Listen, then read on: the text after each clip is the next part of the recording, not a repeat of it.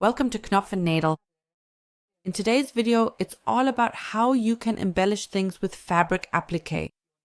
I've taken a look at how to applique with woven fabric, how to applique with jersey, and then today we'll also look at how to sew on these cute little labels to embellish your items or make used things wearable again.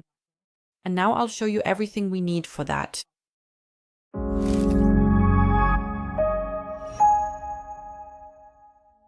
We'll start with the classic woven fabric. So first, I'll cut out my woven fabric design. You can also do this wonderfully with fabric scraps. For this, you'll need an embroidery stabilizer. I have a tear-away one here and of course the base fabric, which in this case should also be a woven fabric. At this point, a ruler is also really important to me because of course I want my applique to be placed perfectly. Having to unpick the whole thing is no fun, I can tell you that from experience, so I'm measuring again very carefully. Then I'll take a fabric marker and mark the spots where I want to place my applique. And I'll take a fabric glue pen to stick it in place, right where I've made my marks. So I'll apply this glue pen, it's really designed for appliques. It doesn't have any adhesive in it, which means it won't gum up your needle when you're sewing. So you can go right along the edge and then press the whole thing down firmly. I've placed my marks right at the points of the star. At the sewing machine, you'll select your zigzag stitch. Right now mine has a stitch length of 3. I'm going to lower it to 0.8 and you can see on my display how the stitch length changes and gets tighter and tighter. And that's exactly the kind of stitch we want for applique, a very, very tight zigzag stitch. For me, the setting is 0.8. Now, place your embroidery stabilizer so it's right behind the applique. You might want to pin it in place a little. It can't hurt. Or you can stick it down with a glue pen, just like before. And then you can get started with your very tight zigzag stitch. To begin, it's best to find a straight section.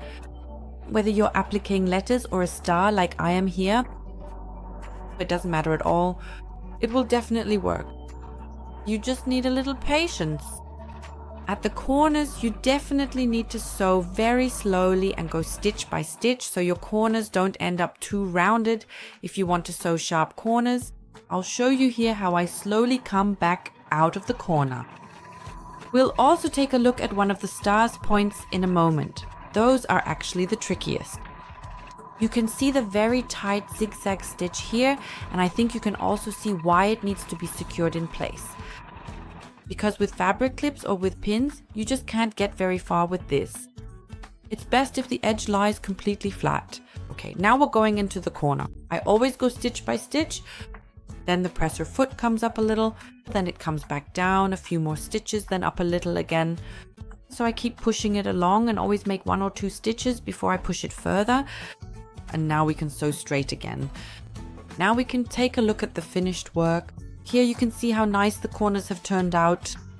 If this doesn't work so well for you, I recommend stopping and then starting over again and again.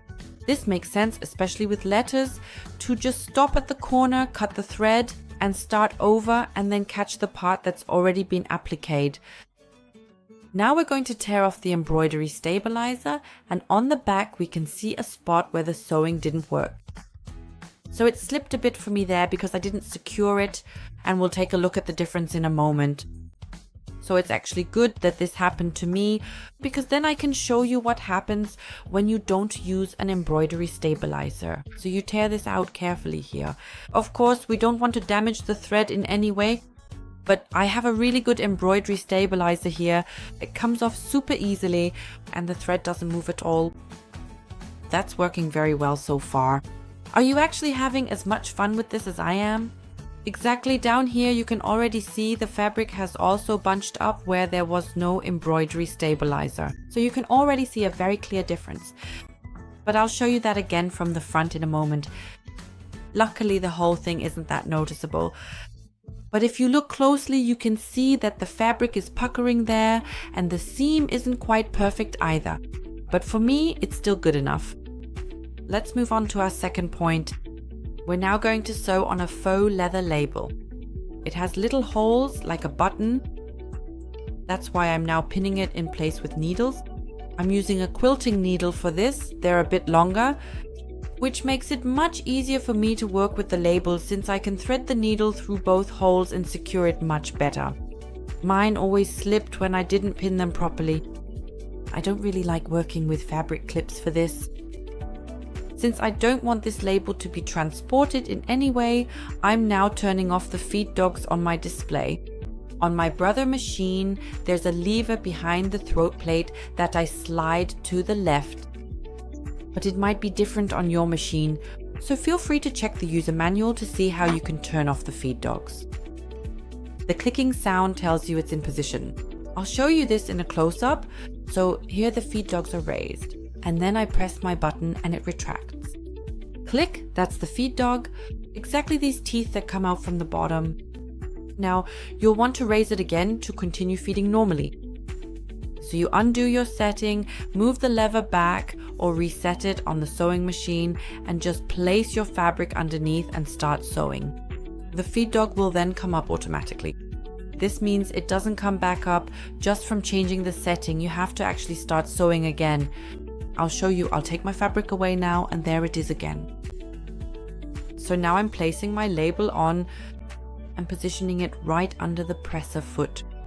Beforehand, I used the hand wheel to check if the stitch width matches the holes, the 2 holes you need to sew through to secure it. Then I'll use a zigzag stitch and just sew back and forth a few times right here. To lock the stitch, you just sew over the same spot multiple times. This way you can easily attach the label to your project. Doesn't that look cute? Let's move on to the third part of the video. We're now going to applique with jersey fabric.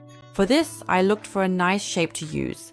In this case, it's these stacking cups, and I've traced them with a fabric marker onto a scrap of fabric that I had left over. Because these stacking cups come in different sizes, I immediately have various large, round shapes. I want it to look like soap bubbles. And then I cut them out very carefully with the rotary cutter. I make sure to cut a really good shape right away. That's why it's so important to me to trace it beforehand, because I just want to place it on the t-shirt and start sewing. And that's why I'm trying to be very neat with the cutting and not be sloppy. You can always make some corrections later, which I'll show you at the end. So I'm cutting out all 3 soap bubbles with the rotary cutter. The fabric marker will disappear again, which is why I like it so much. I use it for tracing and then I cut everything out. And as I'm cutting here, you can see that with the 3rd soap bubble, the fabric marker is actually already starting to disappear. Of course, you could also use tailor's chalk here, or other marking pens that will simply wash out. But I'm just a fan of this pen. I want to embellish a very plain t-shirt today. That's why I'm first arranging my appliques on the t-shirt and trying things out a bit to see what I like. Because once it's sewn on, it's there forever. So I'm playing around a bit with what I think looks good and what doesn't. And for that, I'm just using my sewing weights again. You can use that fixing glue stick again here, but since I know not everyone has one at home, I'm now using hemming tape. I bought this hemming tape at Teddy for very little money. I'll take this now and cut it to size a bit. Of course, I chose a rounded shape, which means I've made it especially difficult for myself for our video today. So I'm cutting the hemming tape a bit so that it fits exactly under these soap bubbles, and I place it underneath like this so that it's right at the edges, because I want to sew along the edges, and those are exactly what should be secured to the fabric. If you're applying a square motif or letters, it's a bit easier with the hemming tape. You just place it under the corners and cut it straight. If you have curves, you always cut it at an angle and place it underneath like that. If anything sticks out, you cut it off. The excess isn't good for when you iron it on. I'm now done placing it underneath. I've put an ironing pad underneath. By the way, this is very important. Don't iron on the cutting mat, you'll still need that for later. Exactly, so I have an ironing pad here and then I place my iron on it and just let it sit. I just let it sit on there for a while. This hemming tape then dissolves, so to speak, from the heat and secures my applique to the fabric. Actually, hemming tape is intended for something else, namely to create a hem that you don't have to sew. But for that, I wouldn't use this really cheap hemming tape. I actually only use this for applying appliques. But I also have more expensive hemming tape, which I will certainly try out in another video sometime. It would probably even hold like this without sewing it down, but we're not going to test that. We're sewing machine enthusiasts after all. That means I'll now place my applique with the original t-shirt under the sewing machine. Please always be careful here not to accidentally catch the back of the t-shirt underneath and sew it down by mistake. Otherwise, you'll have to unpick everything and the applique will have to be sewn on all over again. That would be super annoying. You might even end up with holes in the fabric. So pay attention and then let's go. Very slowly and carefully with a locked straight stitch. So the t-shirt is placed underneath again. It's sometimes not that easy, especially with the curves. You have to feed it through very slowly and always give it a little push, just so that it works out.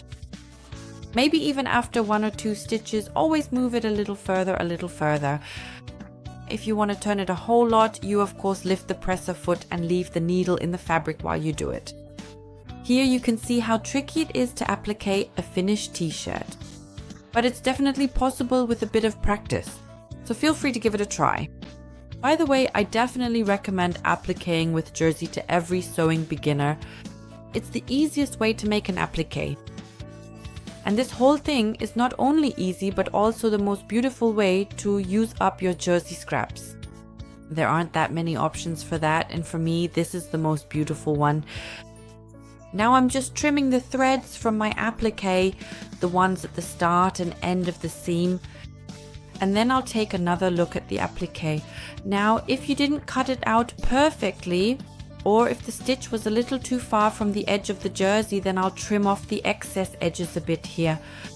But be very careful not to accidentally cut a hole in the t-shirt, because then we'd have to darn the hole or remove the applique and put a larger one over it. You could still save it that way in a pinch. Those were 3 ways to personalize your clothing. We used jersey, we used woven fabric, and we sewed on labels made of faux leather. By the way, you can also sew on this snap up label just like you do the jersey applique. Just use a straight stitch right along the edge, and anything that sticks out, like from the print, you just trim it off. Now I wish you a lot of fun embellishing your things. I think we'll make a few more videos on this topic because I still have an incredible number of ideas. You can already find a few of my ideas on my blog. Don't forget to subscribe to the channel and take care. Bye.